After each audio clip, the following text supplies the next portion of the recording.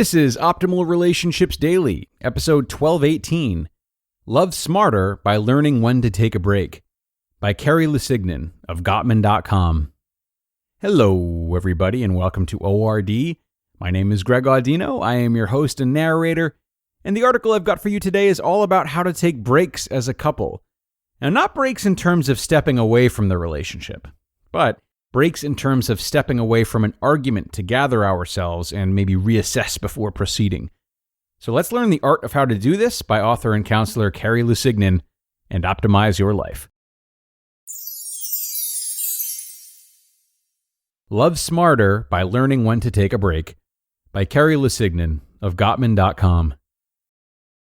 Being able to shift gears in the heat of an argument and take a break is one of the most crucial relationship skills. It's also one of the most difficult. Breaks give you time to calm down, deepen your perspective, and have a successful do-over with your partner. In order to be successful, however, it helps to follow a few basic practices.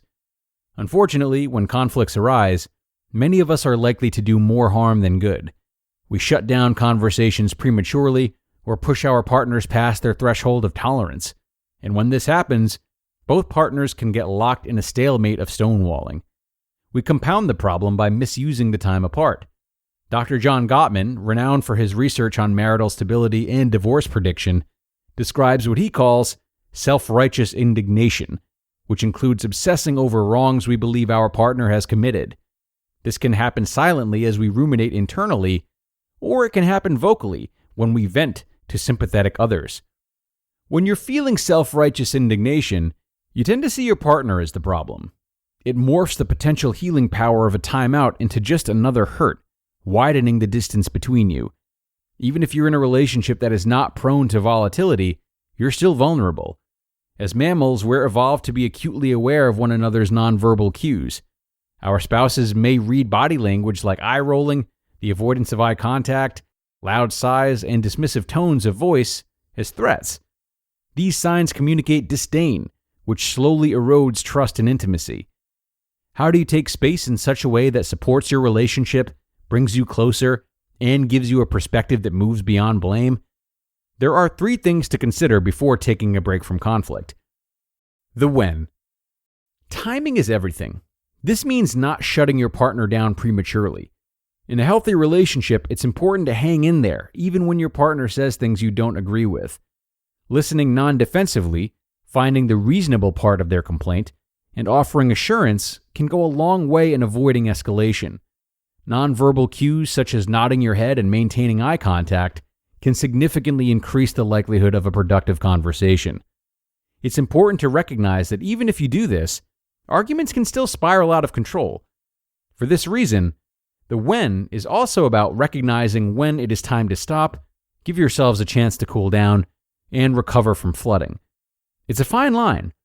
To do it well, you must simultaneously be able to tolerate low-level conflict, and yet be aware of when it has become more beneficial to stop an argument at a moment's notice.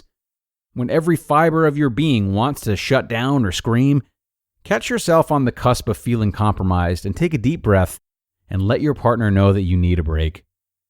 The what. Once you have recognized that a break from conflict needs to happen, what you do with it will determine whether the time apart will be beneficial or detrimental. At the Northampton Center for Couples Therapy, where we see 100 couples a week, this is where people seem most prone to going awry. Navigating relational turmoil solo can stir up a slew of emotions. Even if you're the one who initiated the space, it's not uncommon to find yourself feeling abandoned and rejected, or hypervigilant and self-protected. Both of these mindsets can barricade you from reconnecting with your partner and ultimately do more harm than good. For this reason, it's more important during a timeout to intentionally cease any negative thoughts about your partner. Instead, try to consciously cultivate a receptivity to the idea that there may be more to the picture than what you are seeing and feeling from your angered vantage point. For this to succeed, refrain from venting to others or even to yourself. Instead, channel your turmoil into something unrelated. Go for a walk, fold the laundry, weed the garden, or do anything that takes your mind away from the conflict. While engaged in this other activity, if your mind latches on to anger or fear, Allow yourself to let it go and intentionally consider that there may be no clear right or wrong. There are two views to every conflict, and both are valid. The how. Once you have decided to take a break and you have used that break wisely to reset yourself emotionally, the next is the how, coming back together and trying again. Timeouts can't last forever. They play a crucial role in helping you shift into a more centered and open place as a couple, but they can also backfire. If the break turns into a stalemate, the prolonged silence can be injurious and erode trust in your relationship. Dr. Gottman recommends they should last at least 20 minutes, since it will take that much time for your bodies to physiologically calm down. Anything more than a day can begin to feed negative sentiment. If this happens, there's a good chance your timeout has morphed into a silent battleground, where issues of control and power are being played out between you. In these instances, you'll each risk assuming that the other partner is fully responsible for reinitiating repair and taking the high road. Don't get stuck on who reinitiates. In most relationships, there is one partner who pursues more and one who distances more. And though this dynamic can cause real pain for couples, it is not a measure of love. Your focus should be on achieving reconnection sooner rather than later.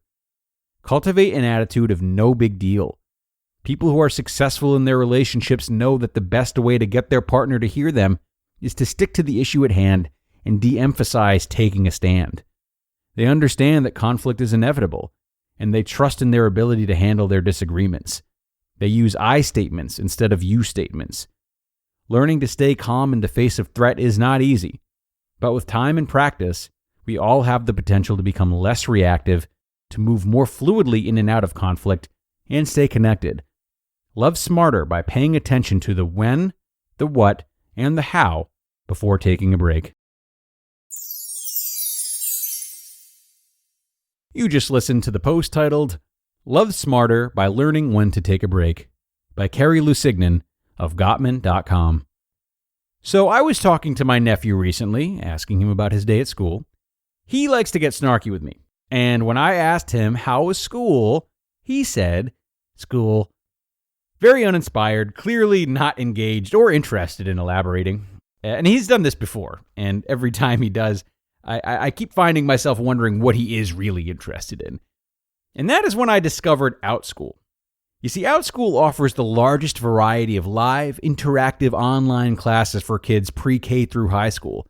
And the classes are actually fun. They cover every interest you can think of, and some you can't, like video game design, cartoon animation, playing an instrument, speaking a language, creative writing, and so much more, all of which are super affordable. Plus, you can choose the size and group that works best for your child, including one-on-one classes, making it easy for them to learn no matter what. Look, OutSchool has helped my nephew get excited about learning again, and they can help your kids too. To learn more about all OutSchool has to offer and to save $15 off your child's first class, go to outschool.com/ORD and use code ORD. That's code ORD at OUTSCHOOL.com/ORD to save $15 off your child's first class. Outschool.com/ORD. And many thanks to Kerry for this enlightening article. Knowing how to argue is so important, something that I'm sure every couple can attest to. However, even if you want to try putting Kerry's words to use, it can still be difficult. We may find it particularly difficult to not hold on to negative thoughts about our partner during those breaks from arguing. Indeed, it is difficult to control our thoughts like that in any situation, right? But what we can do to have a leg up is plan for this. What I mean is, if we approach our partners with this idea of intentionally taking breaks from arguments before we're in an argument, then we can anticipate struggles like those. When we've sort of planned this out and anticipated the difficult parts of it, then when we're facing them in the moment, they feel a lot more normal and expected and like part of the routine of getting back together. Thus, we aren't taken by surprise as much or apt to feeling as much overwhelm or overthinking. So, pitch this article to your partner while you're both in good moods and see how it goes. Okay, friends, that's all from me. I want to thank you as always for joining me until the end today. It was another amazing article out of Gottman, and I hope you liked it as much as I did. We are wrapping up though, so be sure to come on back tomorrow for another post from Stephen Keys of Trip of a Lifestyle. That's where your optimal life awaits.